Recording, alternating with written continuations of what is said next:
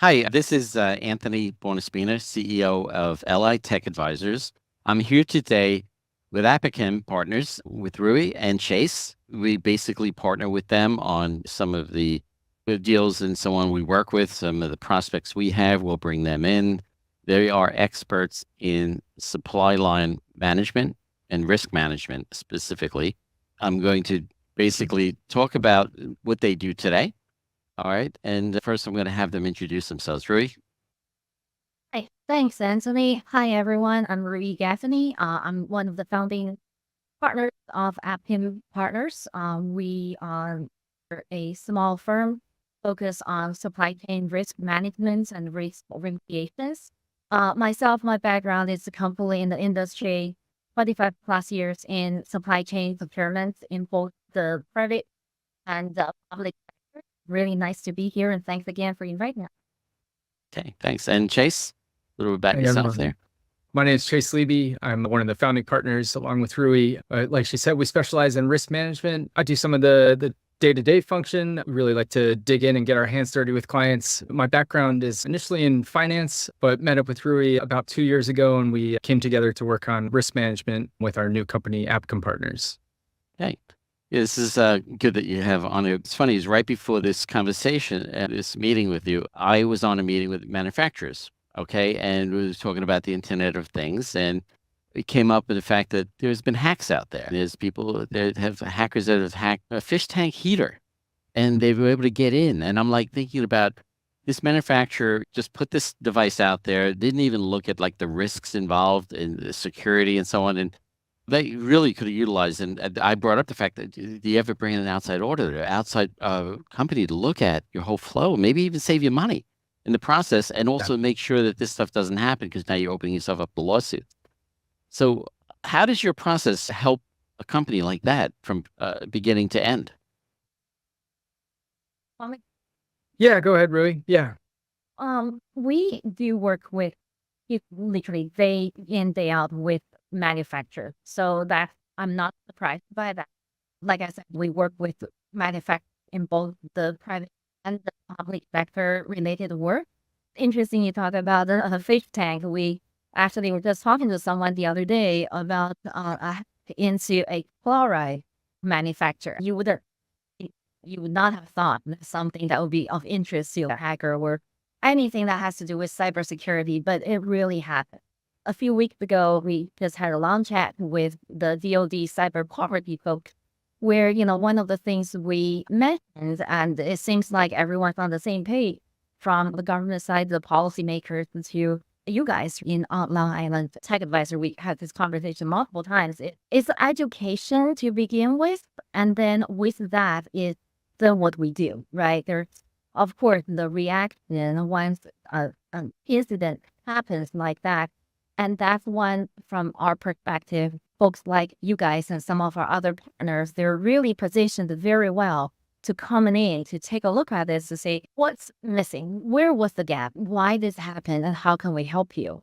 But then as important is what do we do ahead of the time to prevent this? And a lot of our work come in both the aftermath is, oh, what do we do? Can we catch up? And what else needs to be done quickly, like yesterday, so that this will not happen again, or at least we have some recovery. But also it's like going forward, what needs to be done to prevent. So usually what we do in this situation is, of course, the recovery is as important, but also let's do a quick scan of your supply chain, of your suppliers, of your systems, just to understand where the gaps are, where the vulnerabilities are. With that, one is flagged, we can start to tackle. Are we looking at specific severe cybersecurity risks? And are there other risks that is not even visible from just the surface looking at your business, but is there that we need to address? Oh, no, absolutely. It's so important because there's so many different aspects that most companies don't even look at from beginning to end and everything in the middle. And they're living it day to day. It's so important to have an outside uh, company look at, where their risks might be. But overall, you may end up saving them a lot of money in the process. Saying, look, and also in the fact of their reputation risk at the end. That's what this slide is pretty showing is that they have cybersecurity risk, financial risk, operational risk, and reputational risk. And the reputation is so important because if they get hacked, I look at it from an IT side. If they get hacked, you're talking about information that a hacker will steal and then put out on the internet. And that's really bad. So it's so important that this be addressed properly and so on with a company like yourself. Yeah, and it's really horrible, right? Because it's a reputational risk for the company actually who's a victim. You look at it that way, it's just like how fair is that? And what do we do to prevent that from happening going forward? One of the things that you also mentioned about is save a lot of money. It's not just, in my opinion, saving money, but it's with the risks all buttoned up, whether it's cyber or other risks in particular, it actually gives a lot of businesses a business advantage, right? You have an edge on your competitors because whether your customer is in the public or private sector, of course, they are interested in how well are you when it comes to the risk management. Are you proactive? Are you certified? Are you having all the gaps and holes all identified and plugged in? It's both is a revenue promoter, but also is a cost saving. No, I see also the fact that you will look at it because some things you don't know what you don't know. I have a company making things, building products, and I forgot all about maybe even having cyber insurance. Yeah, I should have that, or even just keyman insurance, or what happens if things that I don't even think about, you'll bring to the table Right. and say, look, Right. I have a problem here. A lot of times businesses are so stuck in the day-to-day operations of their own business that it's tough for them to take a step back and look at their business holistically and address some of these risks that they might not see from the surface. So that's where we come in and try and help identify and then mitigate risks throughout these 4 categories we see here. Our processes, we generally like to work with risk illuminators. There's some technologies out there that can help a business identify risks throughout their entire supply chain. And then we come in and do some of the triage work to understand based on things like spend, criticality, impact to different business development lines, which of these risks are key for you to tackle first. So it's not a huge undertaking. We try and prioritize these risks first and then attack the ones that will have the biggest impact to the business. Absolutely. And I see you have some key strategies here you do follow. I like the idea of diversification because especially with Department of Defense, so on, you have to have second, sources and so on. And if you don't, and something happens, we have another COVID issue, and suddenly your supply line dries up, and now you don't have anything local. These are all risks. Yeah, it's Yeah. a risk in itself to just have a single supplier. So one of the services that we provide is supplier sourcing to try and build out a robust backlog of suppliers in the event that something happens to your key primary supplier. You've got options to go and keep your business continuity flowing and minimize the effect of that initial risk or breach. Yeah. Also, I see you do like monitoring and reporting. That's important also, especially again, not only Department of Defense, but in general, if some of even the FDA and so on, it requires a lot of historical evidence and so on that things have been done. You help with that? We do. Absolutely. It doesn't matter how good you do, right? On the close the gaps, preventative, try to avoid any of these incidents from happening. Things do happen, right? That's why you have to have a partner in some way or the other, actually with the technology and the experience to continue to monitor and then can quickly respond when there's an incident. You guys, right? Long Island Tech Mhm. Advisors, you guys do great in this space, especially with the smaller guys. We have other partners who probably are a bit more geared toward enterprise sort of the situation. So there's definitely that sort of service that we team up with experts like yourselves to do. And back to what you talk about insurance, right? Chase and I we actually just had this conversation earlier today talking about great you buy insurance, which is absolutely a recommendation from us in this field for quite a few years now. But at the same time, we currently work with a couple insurance providers basically to provide, I'll say, education training on one side, but also just a quick, scan of their business, the business of their clients, just to understand, right, what sort of the risk we're looking at here, what potentially vulnerabilities, what can we do before things happen and the insurance has to pay out because that's just costly for everyone, for the insurance company and for the insured. So I think again, it goes to the preventative, the proactive is as important as the reactions that we have to take or the action we have to take on one thing. Yeah, and I love what you said too about having partners because you're a partner of ours, all right? And it allows us to be like a conductor in an orchestra. We go in with technical advisors, we'll go into a company and see what their problems are, and then pull a company like you in and say, okay, here's somebody that's a trusted, because they trust us. They know they're going to trust anybody we pull in resources. That they're not just pulling you in, they're pulling everybody you work with. Absolutely.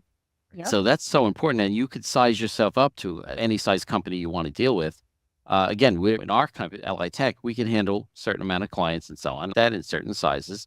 But it's important that you have the ability of actually going beyond that and also pulling in, like you said, insurance people, pulling in somebody if it's regulatory. Illuminators or financial I like that word. institutions, Mm. right? Yes. I know we start to call them the business intelligence, the illuminator. It's just okay. Let's be a little more professional. That's a little bit cringy, but you're right. This is supply chain risk management is a big space and it's complex, right? You showed on the previous slide. Those are the 4 key risks we focus on. Every single one of them requires expertise. We don't claim we are cybersecurity expert who can actually get our customers to a super score 110 or something like that.